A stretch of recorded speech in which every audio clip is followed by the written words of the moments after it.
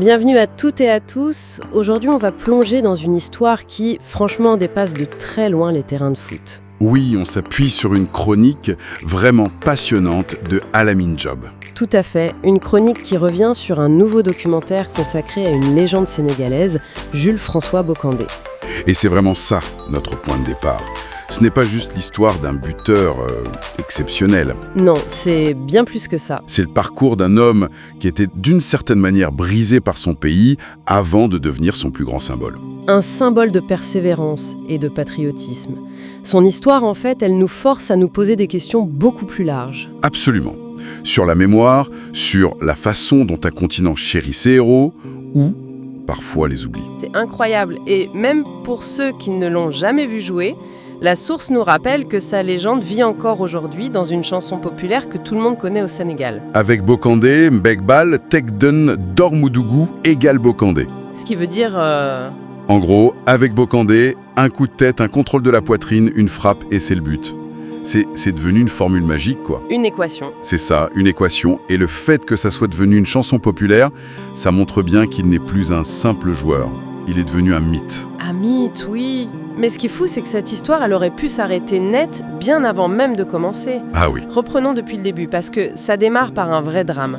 On est au début de sa carrière, match hyper tendu, son club, le Casa Sport, contre la Jeanne d'Arc. Ça dégénère et là, Bocandé, jeune, impétué... Il donne un coup de pied à l'arbitre. Et la sanction tombe. Et elle est d'une violence inouïe. Suspension à vie. Pas 1 an, pas 5 ans. À vie. À vie. Et la source analyse ça avec beaucoup de lucidité. Elle parle de réflexe colonial. Qu'est-ce que ça veut dire réflexe colonial dans ce contexte ? Ça veut dire que ce n'est pas seulement une punition, c'est une condamnation. C'est l'idée qu'il n'y a pas de seconde chance, pas de rédemption possible pour ce jeune. On veut l'effacer en fait. C'est ça. On veut anéantir sa carrière avant qu'elle ne commence. C'est une porte qui se ferme à double tour. Et le pire, c'est ce qui se passe après. Le Sénégal non seulement le bannit des terrains, mais l'administration fait traîner la délivrance de son passeport. Comme pour l'emprisonner chez lui. Exactement. On a vraiment l'impression d'un système qui se ligue pour étouffer un talent. Et c'est là que tout bascule. Ah oui, le destin. Alors qu'il est un paria dans son propre pays, un club belge, Serein, fait le voyage jusqu'en Casamance. Une région super enclavée à l'époque. Très isolée, oui. Ils viennent le chercher, lui. Ils misent tout sur un joueur banni, au talent brut, mais au caractère de feu. C'est un pari insensé. C'est un scénario de film. L'exilé qui trouve le salut ailleurs. Mais au-delà de son cas personnel, ça révèle un schéma beaucoup plus large et assez sombre, non ? C'est le cœur de la réflexion de la chronique. Le cas Bocandé, c'est l'archétype d'un paradoxe douloureux. C'est-à-dire ? Des nations africaines qui, par des systèmes trop rigides ou des décisions arbitraires, étouffent le rêve de leurs enfants les plus brillants. Elle les pousse à fuir ? À s'exiler pour exister. Et puis une fois que ces talents ont réussi à l'étranger, qu'ils sont devenus des stars, exactement. Le même système revient les chercher, avec des yeux doux, comme le dit la source. Voilà. C'est cette dynamique de rejet, puis de tentative de récupération qui est dénoncée. Mais attendez une minute. Le type a été banni à vie. On lui a mis des bâtons dans les roues pour partir, et quelques années plus tard, sa réaction c'est... De revenir jouer pour le Sénégal ? C'est ça qui est incroyable. On s'attendrait à de la rancune, une rupture totale. Et c'est toute la singularité du personnage. Il n'y a aucune rancœur, au contraire. Son amour pour le Sénégal, on a l'impression qu'il s'est renforcé dans l'épreuve. La chronique le décrit comme un patriote né. Oui, un homme dont l'attachement au maillot est absolu, presque irrationnel. Il faut raconter les 2 anecdotes qui illustrent ça, elles sont juste dingues. La première, il est au sommet de sa carrière en Europe, son club refuse de le libérer pour un match crucial du Sénégal. Qu'est-ce qu'il fait ? Il trouve une solution, à la fois géniale et complètement suicidaire. Racontez. En plein match, avec son club, il va voir l'arbitre, il l'insulte copieusement. Sans raison ? Aucune. Il prend un carton rouge direct, et en sortant du terrain, il lui glisse un « merci ». C'est fou, il se fait expulser volontairement. Il sacrifie son match, son image auprès de son club. Juste pour être libre de répondre à l'appel de son pays. Ça défie toute logique professionnelle. Le club qui te paie, ton employeur, et tu choisis de saboter ton propre match pour une équipe qui, des années avant, t'avait jeté. C'est presque un acte de foi.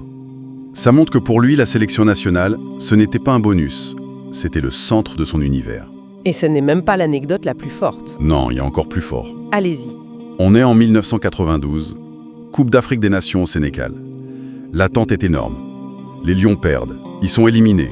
Grosse déception nationale. Pour Bocandé, c'est une déception totale, viscérale. Et sa réaction? Antenne. Il rompt son contrat avec son club, le RC Lens, unilatéralement, alors qu'il lui restait 1 an.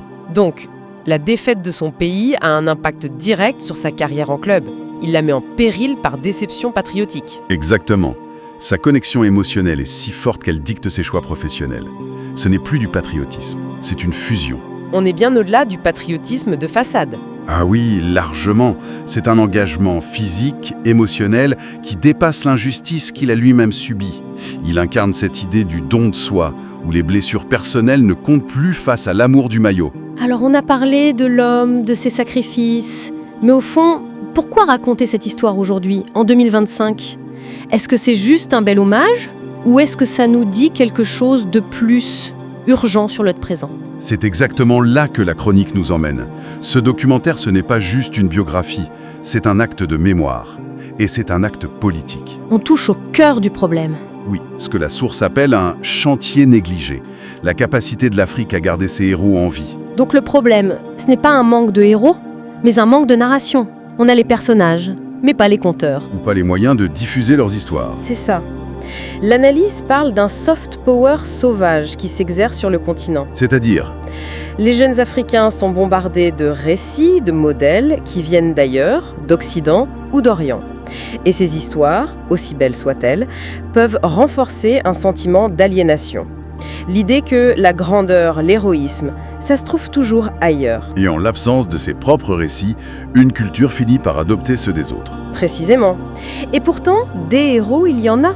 La chronique cite des pionniers noirs du foot comme José Leandro Andrade, Raoul Diane, Larbi Ben Barek, des géants dont les histoires sont souvent restées dans les livres sans jamais atteindre le grand public. D'où l'appel de l'auteur. Oui, un appel vibrant à un investissement massif des États africains dans la production audiovisuelle.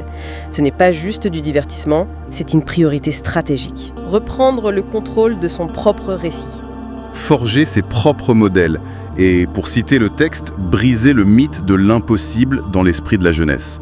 Montrer qu'on peut être un héros ici, chez soi. Et cette idée de créer des modèles locaux, ça nous amène directement à un sujet très sensible aujourd'hui, les joueurs binationaux. Ah, le grand débat. Ces jeunes nés et formés en Europe qui doivent choisir entre 2 pays, on entend souvent beaucoup de critiques quand ils ne choisissent pas l'Afrique. Et là-dessus, la position de la source est très nuancée et elle invite vraiment à changer de regard. C'est-à-dire ? L'idée, c'est d'arrêter de pointer un doigt accusateur sur ces jeunes. L'auteur explique qu'avec un simple raisonnement lucide, on devrait comprendre que, objectivement, ces jeunes ne doivent rien à leur pays d'origine. C'est fort comme affirmation. Au lieu de les blâmer, la source invite à faire preuve de plus de tendresse et à s'interroger sur nos propres manquements. La responsabilité, elle est du côté des fédérations africaines. C'est à elles de créer un environnement attractif. Un environnement inspirant, stable, avec des dirigeants sérieux. La question n'est plus « pourquoi ne nous choisissent-ils pas ?», mais plutôt « qu'est-ce qu'on a fait pour mériter leur choix ?» C'est une perspective beaucoup plus exigeante, mais plus constructive. Et c'est là que l'histoire de Bocandé est un miroir. Il est l'exception qui confirme la règle. Il a choisi le Sénégal contre toute logique, par amour pur. Mais on ne peut pas demander à chaque jeune de 19 ans d'avoir cette même force, cette même capacité à pardonner l'impardonnable. L'amour d'un pays doit aussi être nourri par ce pays. Tout à fait. Pour résumer, si on rassemble toutes les pièces, l'histoire de Jules-François Bocandé, c'est bien plus que celle d'un footballeur. C'est une parabole sur la résilience, un exemple presque irréel de patriotisme. Et un avertissement. Un avertissement, oui. Un continent qui ne raconte pas ses propres légendes risque de les voir s'éteindre et de laisser ses enfants sans modèle. Oui. Ce documentaire et la chronique qu'il analyse, ce sont des outils essentiels pour faire revivre un héros. Mais ça nous laisse avec une question plus profonde, pour aller plus loin. Laquelle ? Au-delà de célébrer les héros du passé, ce qui est absolument nécessaire, comment une nation peut-elle activement construire un présent où les futurs Bocandés n'auront plus jamais besoin de s'exiler pour avoir droit à leur toute première chance ?